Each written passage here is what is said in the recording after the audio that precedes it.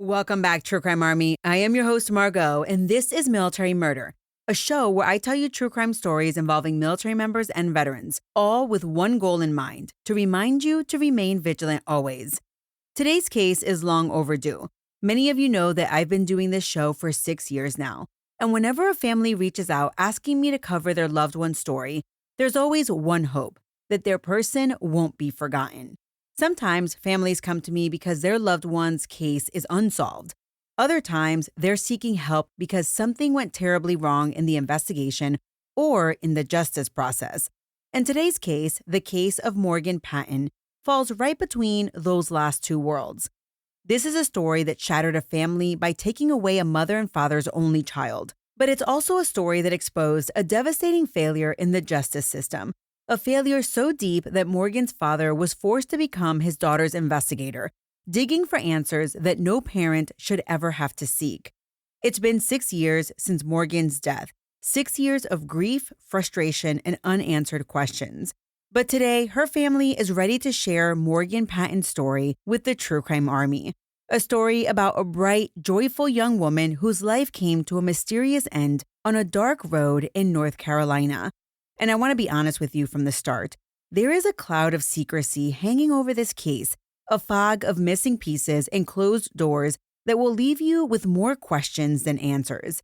But that's exactly why Morgan's story needs to be heard by you. Because maybe, just maybe, someone listening knows something.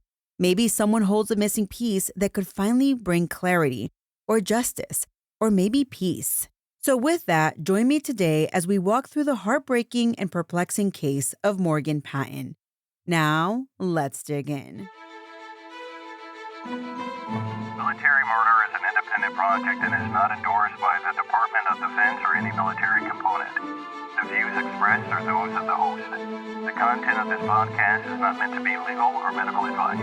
Warning, this episode contains graphic details of murder and is not suitable for young listeners. Listener discretion is advised.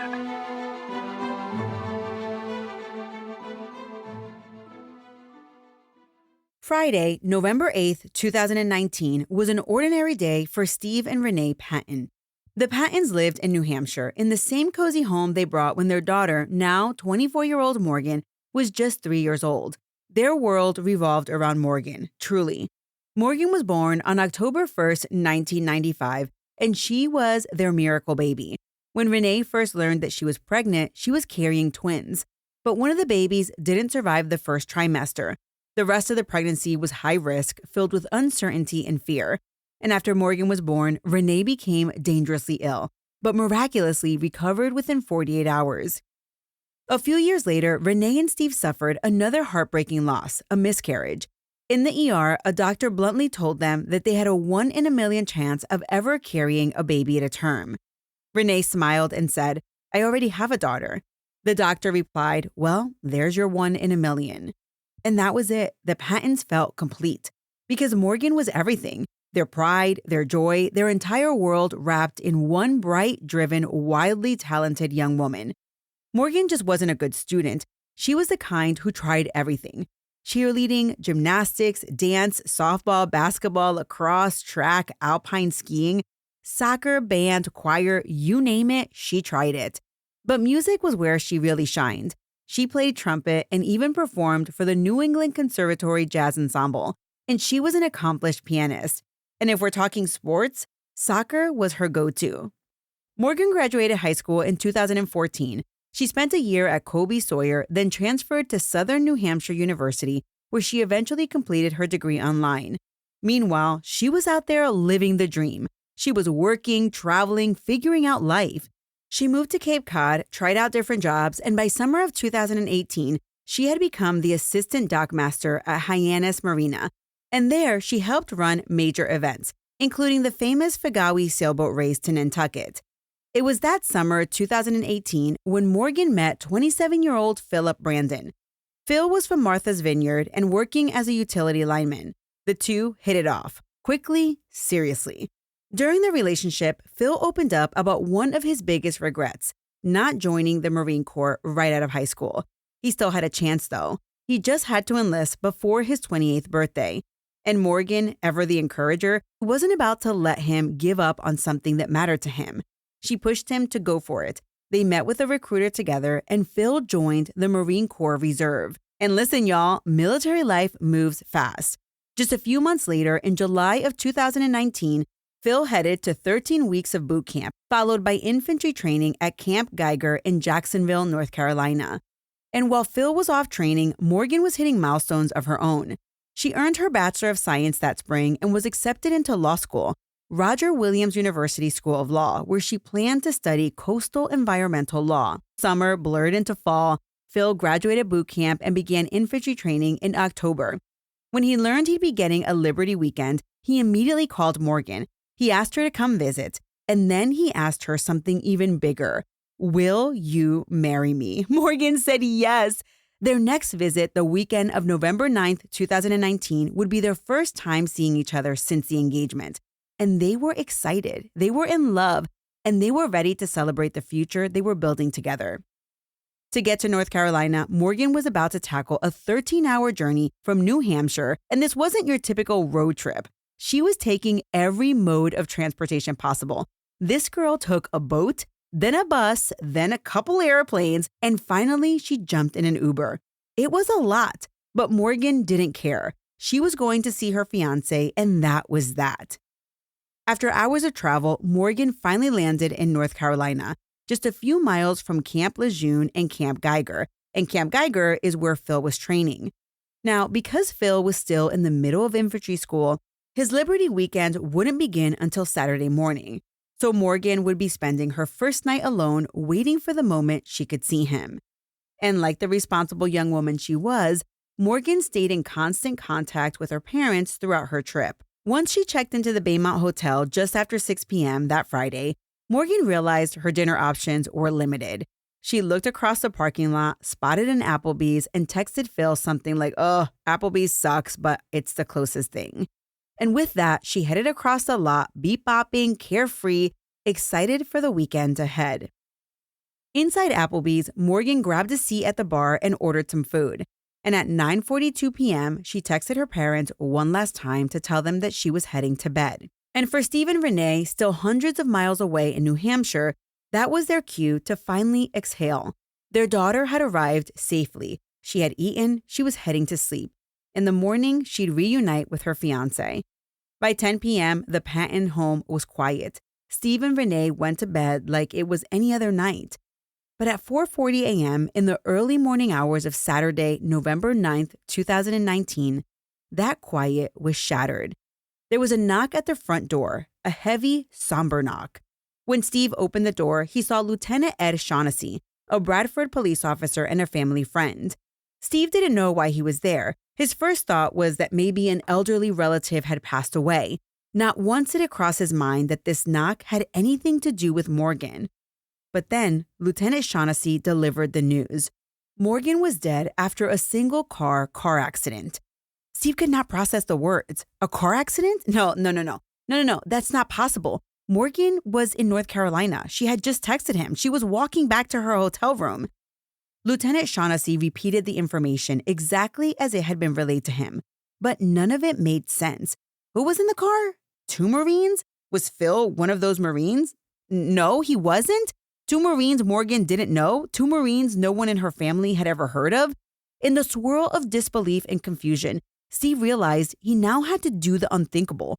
He had to tell Renee that their only daughter was gone. From that moment on, everything was a blur. The Pattens booked the very first flight they could find and were in North Carolina as fast as humanly possible. Steve later told me that he and Renee prayed and cried the entire way, still clinging to some desperate hope that this was all a big mistake, a mix-up, anything but the truth. But when they arrived, reality hit. Morgan was gone. The daughter they had raised, loved, and texted just hours earlier was gone. And one question consumed them. What happened between the moment that Morgan left Applebee's and the moment she was found dead? Now, to answer that, we have to go back to the second Morgan walked into that Applebee's.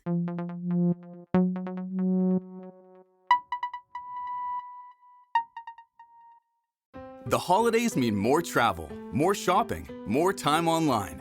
And more personal info in more places that could expose you more to identity theft. But LifeLock monitors millions of data points per second. If your identity is stolen, our US-based restoration specialists will fix it, guaranteed, or your money back. Don't face drained accounts, fraudulent loans, or financial losses alone. Get more holiday fun and less holiday worry with LifeLock. Save up to 40% your first year. Visit lifelock.com/podcast. Terms apply. On Friday, November 8th, 2019, security cameras captured Morgan walking out of the lobby of Baymont Hotel and Suites. The footage showed her crossing the parking lot and heading straight into the Applebee's across the way. Inside, Morgan slipped onto a bar stool, ordered a crispy chicken salad and a Sam Adams Oktoberfest, and then she settled in, texting her fiancé Phil and checking in with her parents. She was relaxed, minding her own business and just grabbing a bite before bed. But while Morgan sat alone at the bar, two men walked in who would change the course of her night and ultimately her life. Those two men were Marines stationed at nearby Camp Lejeune, and they were 22-year-old Hunter Wells and 20-year-old Charles Cornwall. They arrived just after 8:20 p.m. and also took seats at the bar. Mind you, as Wells walked into Applebee's, he texted his wife and told her to block him because he was drunk.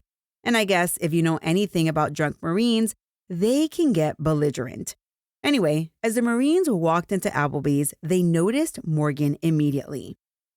Not long after the couple sitting beside Morgan left, Wells and Cornwall moved in, literally, and they sat down right next to her. According to one waiter, the men offered to buy Morgan a shot and then a drink, and she accepted. Another staff member said that Morgan declined the shot, but that the bartender poured 3 anyway and left them on the bar. What we do know is that Morgan did eventually accept the beer from the men, and text messages later pulled from Wells' phone give us a glimpse into what was really going on in his mind that night. Wells, who remember I told you was married, he texted Cornwall, who was right next to him, and said she's interested. Around the same time, Wells texted another Marine friend named Austin Ballard, who apparently was another one of his roommates. And Wells told Ballard, quote, "If she comes back with us, the house is yours. Me and him are just traveling through," end quote. Now, what exactly did he mean by that? We don't know. Maybe Wells and Cornwall were telling Morgan that maybe they were just visiting someone. But whatever it is, it was weird. Now, how Morgan ended up leaving with these two Marines is unclear. What we can piece together is the timeline. At 9:41 p.m., Wells and Cornwall closed out their tab. At 9:42 p.m., Morgan texted her parents that she was going to sleep. A short while later, Morgan left Applebee's without paying her own tab. Now, this is something that her parents immediately flagged as completely out of character. Somehow, somewhere between that text message and that unpaid tab, Morgan ended up in Wells's truck with both Marines. At 10:24 p.m., Morgan texted her fiancé Phil and told him how excited she was to see him in the morning. Then a minute later, she sent him another text, kind of like an informational text. It read, quote, "Also, people bringing cocaine onto base through pizza, just BTW," end quote. 7 minutes after that, at 10:31 p.m., Wells snapped a selfie for Snapchat. In the photo, Wells is seen behind the wheel. The truck does appear to be completely stopped, by the way. Now, Wells is behind the wheel. He's the driver. Cornwall is in the passenger seat, and Morgan is sitting in the middle of the back row. 15 minutes after this photo is snapped, everything changed. At 10:46 p.m., Wells lost control of his 2002 Chevrolet Silverado. Investigators estimated that he was driving between 80 to 90 miles per hour when the truck crossed both lanes of White Oak River Road, went off the shoulder, and slammed sideways into a tree at more than 70 miles per hour. Morgan was violently ejected from the truck during the accident. A nearby resident, Randy Freeman, heard the crash and ran toward the wreck while his wife dialed 911. When he reached the scene, Randy saw the cab of the truck on its passenger side. Wells was already climbing out, appearing shockingly unhurt. Now, we've all seen those videos of car accidents where you're thinking like no one survived, but that's where Randy describes Wells is climbing out of the vehicle as if nothing happened. Meanwhile, Cornwall was partially ejected. His legs are sticking out through the shattered rear windshield, his head and arms are trapped outside the passenger side window, and his head was pinned. Randy actually described hearing Cornwall scream. Then Randy saw Morgan. Morgan was lying face down near the front end of the truck. The front of the vehicle was resting on her and she wasn't moving. She looked like she was no longer living. Now, before EMS arrived, another neighbor ran over and let Wells use his phone. Wells called his wife, who was living in West Virginia at the time, and told her that he hit another vehicle and that he thought a woman was dead. Then the wife was upset. She hung up on him. Wells then called his mom. He somehow calls his cousin. I mean, it was pure chaos. People calling people, everyone panicked, everyone trying to make sense of what the heck just happened. By the time emergency crews arrived, they were able to lift the truck enough to free both Cornwall and Morgan. Morgan showed labored breathing, but she never regained consciousness. And at 11:07 p.m., Morgan Patten was pronounced dead. Because she carried no ID and none was found near her, she was labeled as a Jane Doe. Wells and Cornwall survived. Wells was taken to the Naval Hospital and Cornwall was airlifted to Vidant Trauma Center. And this is where things start to go sideways. I mean, the whole thing is sideways, but this is where the investigation goes sideways.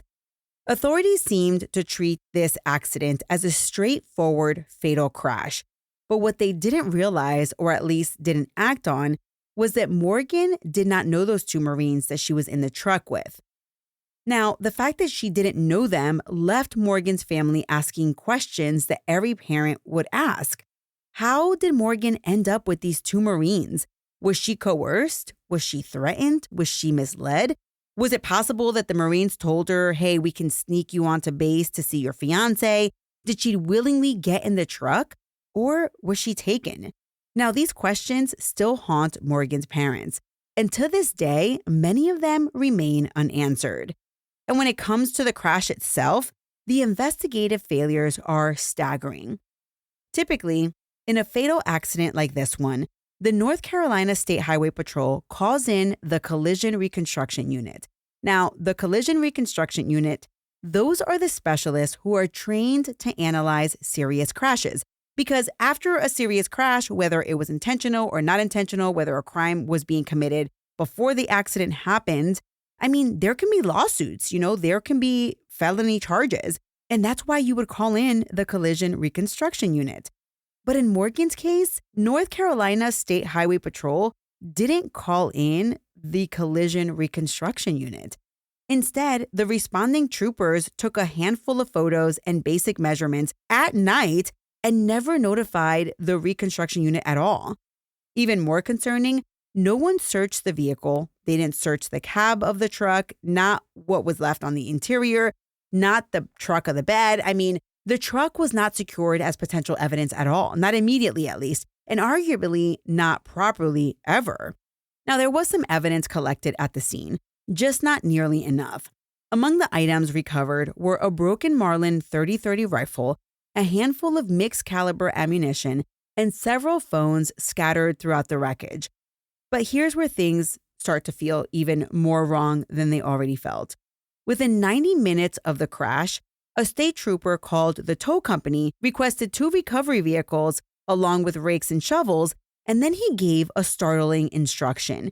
He wanted the entire scene cleaned up before daylight.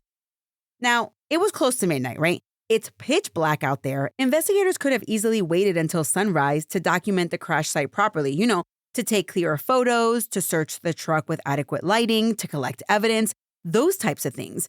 But they didn't. Instead, at 12:17 a.m., Trooper Stokes left the scene and headed to the Naval Hospital where Wells had been taken. There, Wells told the trooper that he was the designated driver and that he'd only had 1 beer and that he simply lost control. Now, this is completely weird because remember, he had texted his wife that he was drunk, so whether he was a designated driver, I have no idea. It's just Wells gives very contradicting information. When Trooper Stokes asked Wells, okay, tell me about the woman who was in the truck, the Jane Doe, Wells first said, well, I don't know who she is. Then he changed his story. He claimed her name was Morgan, that she was from New Hampshire, and that she was in town for a week and had been staying at the hotel near the Applebee's. Wells told the trooper that he and Cornwall met Morgan at Applebee's, asked if she wanted to go shooting with them, and she agreed. He said they left the Applebee's together, stopped to buy beer, then went to his house to grab the rifle and ammunition before heading out to White Oak River Road. Now, this part about buying beer, the investigators are never able to corroborate, and they're never really able to corroborate whether Cornwall and Wells and Morgan went back to the house to pick up the rifle, because the roommate who was eventually interviewed, he gives conflicting information about whether he saw them that night or not.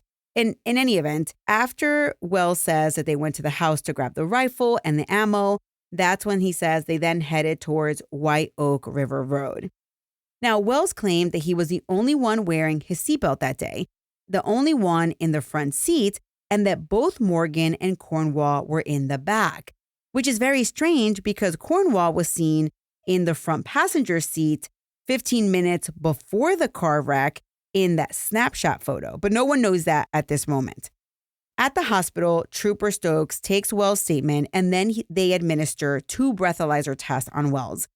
Now, both of those breathalyzer tests showed a BAC, which is a blood alcohol content, of 0.06, which is just under the legal limit. Wells was then cited for DUI and reckless operation of a vehicle, and then he was allowed to walk out of the hospital.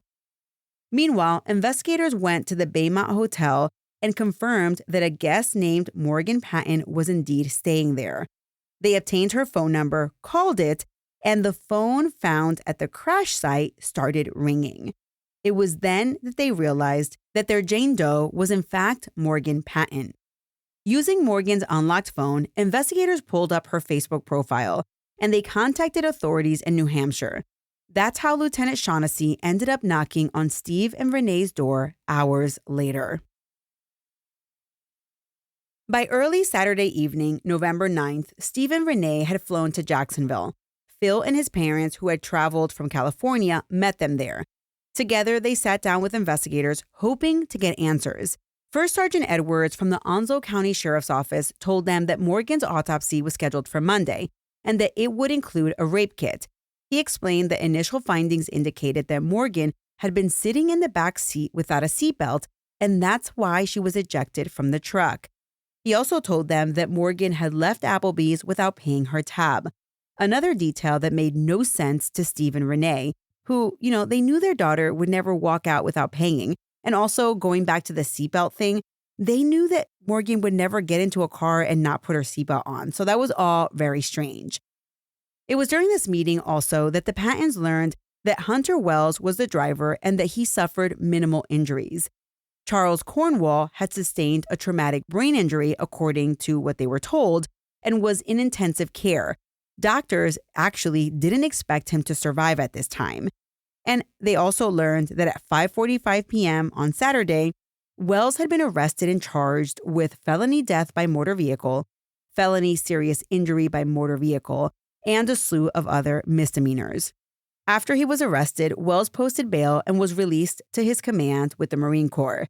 His arraignment was scheduled for November 12th, but the Pattens were told not to attend. Steve and Renee were listening to all of this, and they were overwhelmed. They had flown to North Carolina desperate for clarity, but each new detail that came out of these people's mouths seemed to raise more questions. Yes, the crash had only happened hours earlier. Yes, the investigation was still new, and they wanted to give investigators the benefit of the doubt, but nothing was adding up. Then came another blow. They were told they could not see Morgan's body because the case was now considered part of a criminal investigation. So Steve and Renee had to return to New Hampshire without ever seeing their daughter one last time. In New Hampshire, they held a memorial service at the local high school. The auditorium had 550 seats, but it wasn't enough for the outpouring of love that people were showing Morgan. After the service, the Pattens made a decision. They were going to uncover the truth themselves. What happened that night? Why had their daughter ended up in a truck with 2 strangers? And who exactly were these 2 Marines responsible for the last hours of Morgan Patten's life? Well, they were determined to find out.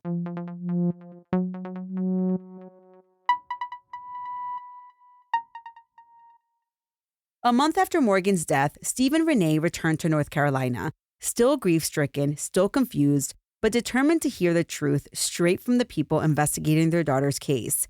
This time, they met with the district attorney's office, a victim advocate, and the lead detective on the case at the time. There, they learned that Charles Cornwall was still in the ICU, which, by the way, Steve learned later that he was no longer there at the ICU when he was told he was. But anyway, at this meeting, Steve was also told that Cornwall's skull had been crushed in the crash, and investigators said that they hadn't been able to interview Cornwall, not even once, about what happened that night because he was in the ICU. As for Hunter Wells had been interviewed and he stuck to his story. He told investigators that the three of them, Cornwall, Wells, and Morgan, had headed out to that rural area because they were going to go night shooting and that Morgan just happened to tag along. When Steve heard this, his blood boiled. Night shooting with strangers in the dark? How did they allegedly convince Morgan to get in that truck? Did she agree? Was she coerced? Was she taken against her will? I mean, he continued to think these questions because none of this made sense. Now, Steve asked about the hotel's surveillance footage during this meeting, and investigators told him it was unwatchable. Steve was later able to get his hands on that footage, and it wasn't unwatchable. It was crystal clear. Steve then learned something even more unsettling at this meeting. The event data recorder from Wells' truck, the black box, it had been downloaded, and it showed the truck was traveling between 85 and 93 miles per hour when it left the road. And the driver, Wells, never once hit the brakes. In fact, the event data recorder showed that the engine's RPMs went up after the truck left the roadway. When Steve heard this, he asked why anyone would fail to brake when they go off the road going this fast. And First Sergeant Edwards offered this explanation. Quote, Wells is from West Virginia. He probably has a lot of off-road driving experience. To get out of a skid like that, you stay on the gas, not the brake, end quote. Steve heard this response and he was stunned. It didn't feel like an answer. It felt like an excuse. Investigators then asked the Pattens, okay, so why don't you tell us what you believe happened? And Steve was honest. He told them he believed that Morgan had been coerced into that truck and that maybe she had been attacked at some point and that she fought back. And maybe that's what caused the crash. One of the officials in the room heard that and responded, quote, well, we don't want to believe something like that could happen in this town, end quote. Oh my gosh. Steve and Renee left that meeting feeling gutted and dismissed. They had come for clarity, but walked out with even more questions. And now this investigation just seemed like a joke. So what do you do when the people responsible for finding the truth aren't digging deep enough?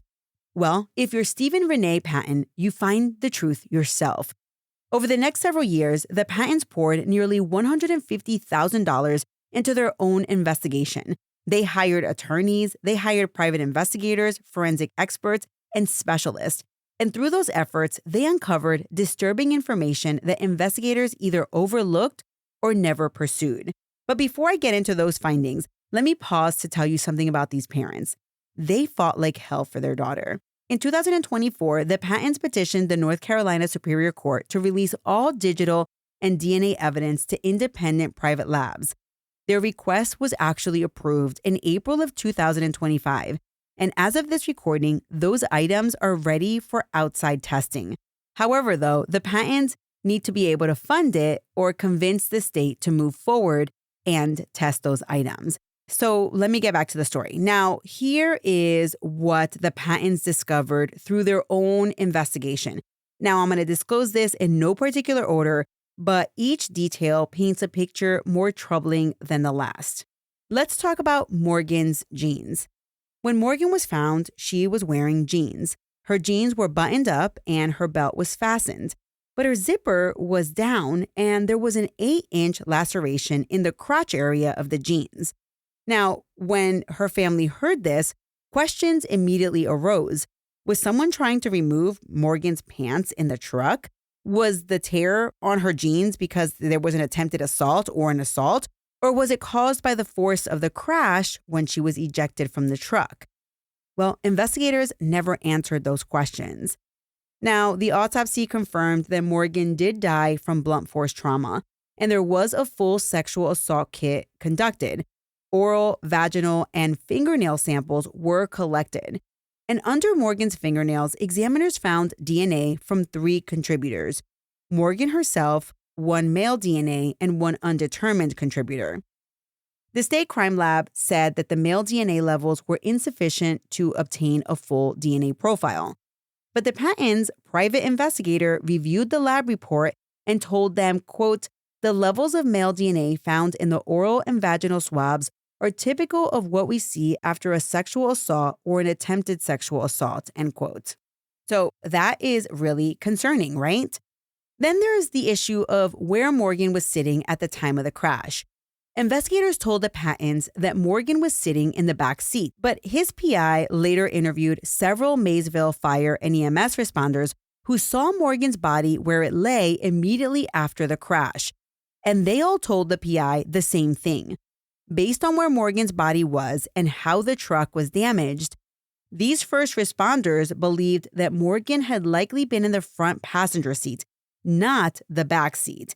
Now that adds even more mystery. Wasn't there a picture taken on Snapchat just 15 minutes earlier that showed Morgan in the back and Cornwall in the front passenger seat? How in the world could they have changed seats like that? Another big contentious issue in Morgan's case was toxicology and the discrepancies there.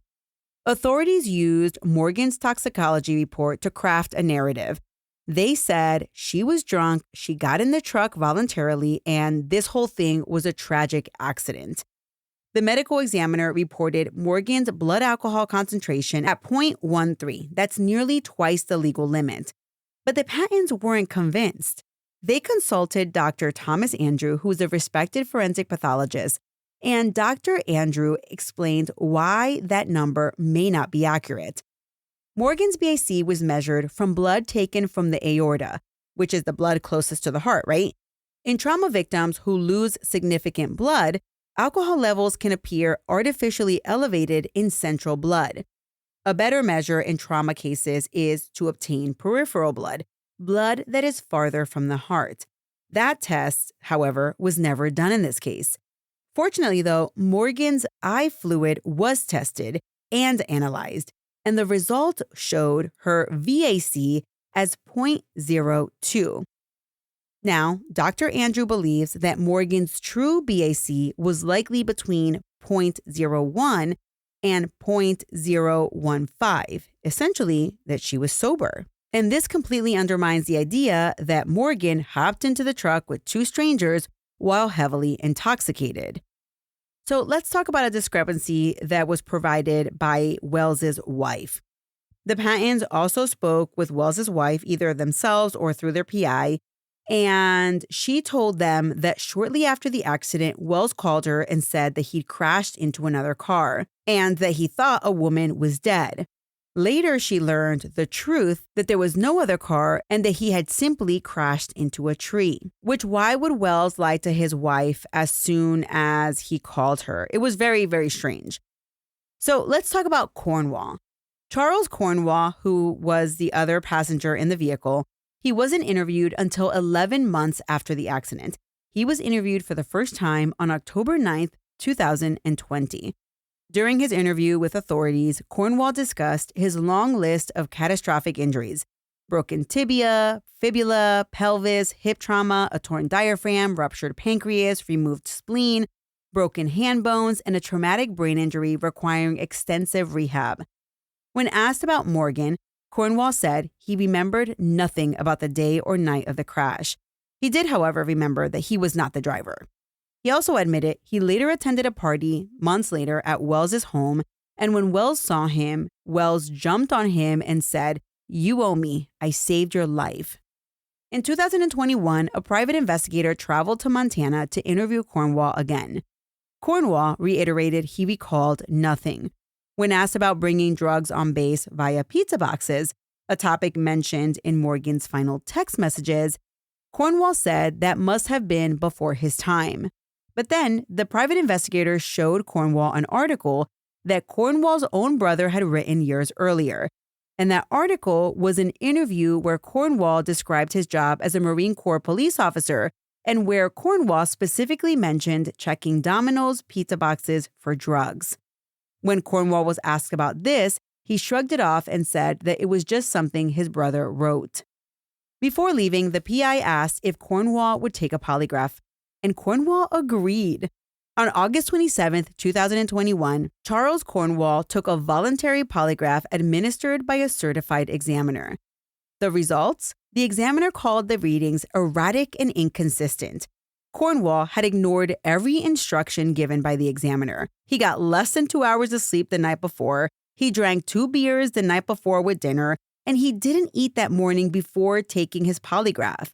The examiner concluded the data was unusable, essentially saying that the test was sabotaged. Well, 3 weeks after this polygraph was administered, Cornwall was hired as a full-time deputy sheriff in Montana. Throughout the years, the Pattens have reached out again and again to the Marine Corps, pleading for an investigation, but the Marines told them their hands were tied. Wells and Cornwall were no longer active service members. The Pattens even sought help from their senator, Senator Jean Shaheen. The meetings were polite, the responses were sympathetic, but ultimately nothing happened. So you're probably wondering, what happened to Hunter Wells and Charles Cornwall? Well, their lives went in very different directions, but one thing remains true even today. Neither man has ever offered real accountability for what happened on November 8, 2019. Let's start with Hunter Wells, the 22-year-old married driver. Well, as Steve dug into this man's past, he learned that Wells had a history of not following traffic laws. Just weeks before Morgan's death, Wells had been pulled over for driving an unregistered vehicle. Then he was pulled over again for going 80 miles per hour in a 55 area, again in an unregistered and uninspected truck. The truck had actually been impounded and returned back to Wells with another temporary tag. And honestly, I think it was because of the Pattens' relentless advocacy for Morgan that the district attorney could not simply let Wells fade into the background yet again after killing an innocent woman. So the charges of felony death by motor vehicle and felony serious injury by motor vehicle stuck. Now, during the investigation, Wells's phone was seized, but it took a long time to access it because Wells refused to provide the passcode. The fatal accident occurred in 2019, and investigators eventually unlocked the phone in 2021, but they didn't review it for several years, which is insane to me. Well, in November of 2023, 4 years after Morgan's death, Hunter Wells appeared in Onslow County Superior Court. Facing a jury trial, he chose not to risk it. Instead of a full trial, he entered an Alford plea. For listeners unfamiliar with the term, an Alford plea means the defendant does not admit guilt, but acknowledges the state has enough evidence to convict.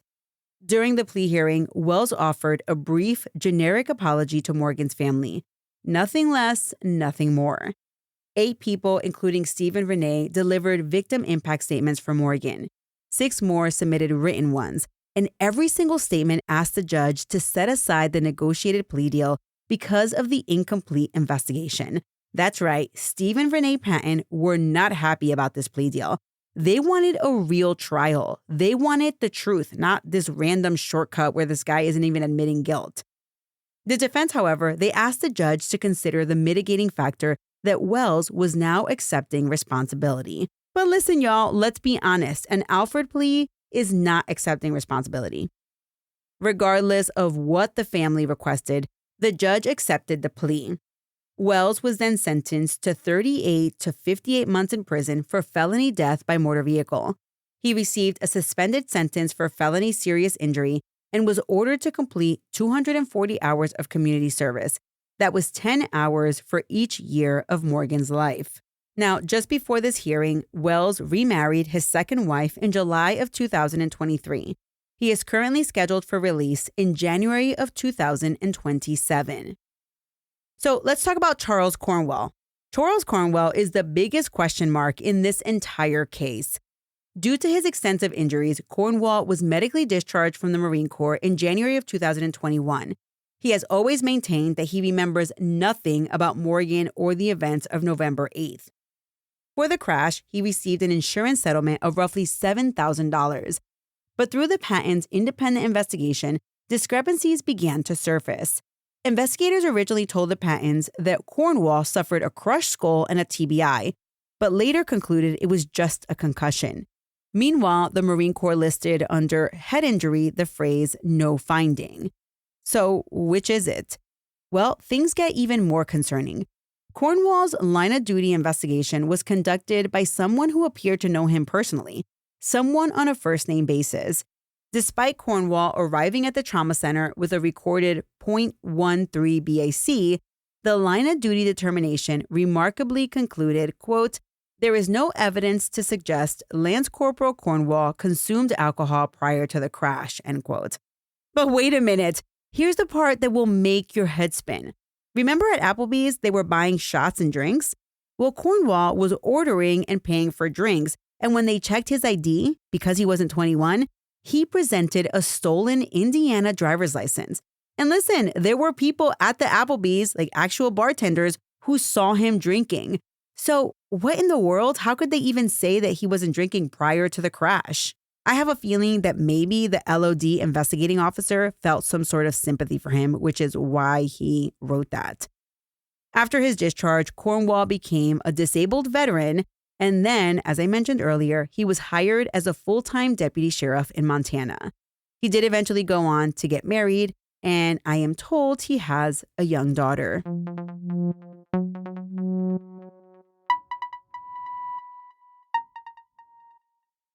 Morgan's case is one of those deeply unsettling situations where even though someone is in prison, justice still feels miles away. Because justice is not just about punishment, justice is about truth. And the truth in this case remains buried beneath contradictions, unanswered questions, and investigative failures. Yes, Hunter Wells' plea resulted in a conviction, but it didn't reveal anything the Pattens needed most. The questions that haunted them at the beginning still echo loudly today. How did Morgan end up in that truck? What happened between Applebee's and the crash site? Why was foreign DNA found during the sexual assault kit?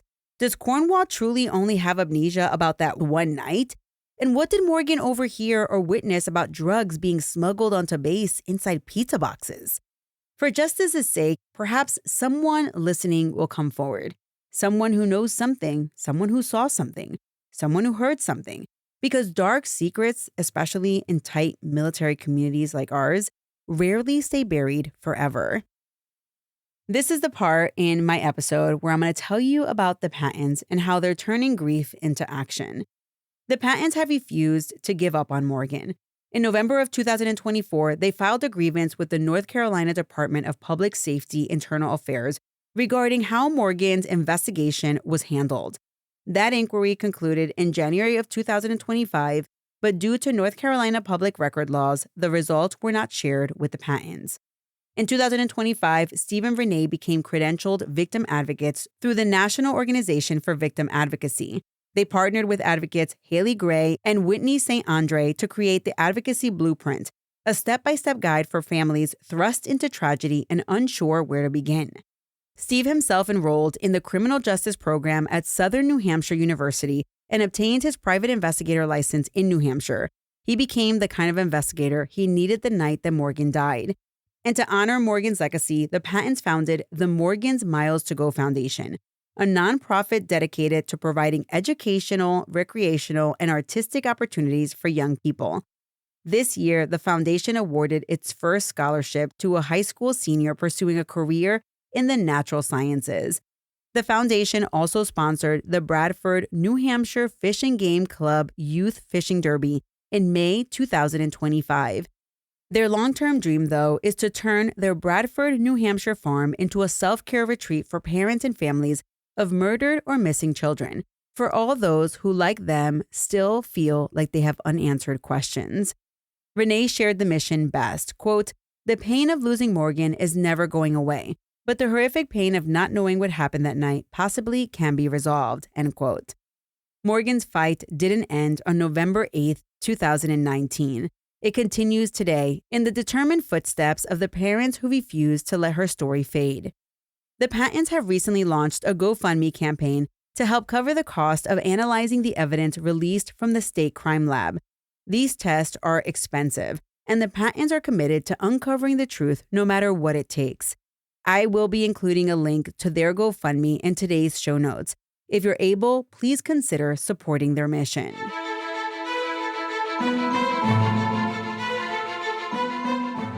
All right, True Crime Army, thank you so much for joining me today.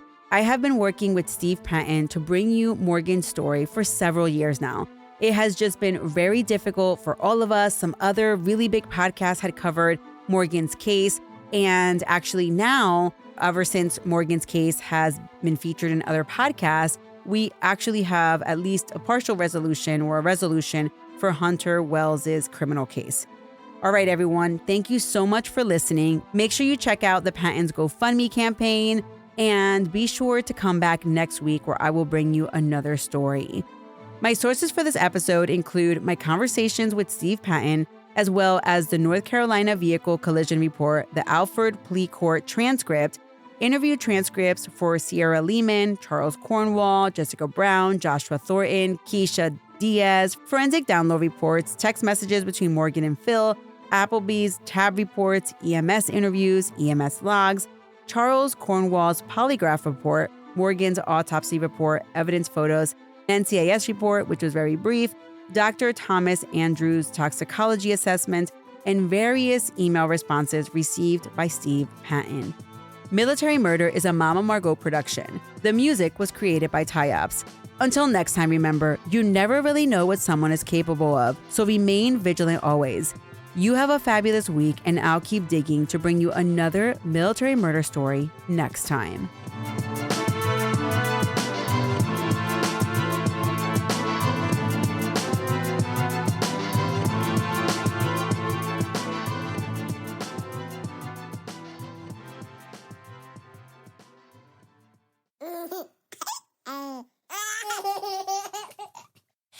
Mama's working on her podcast. I don't want to.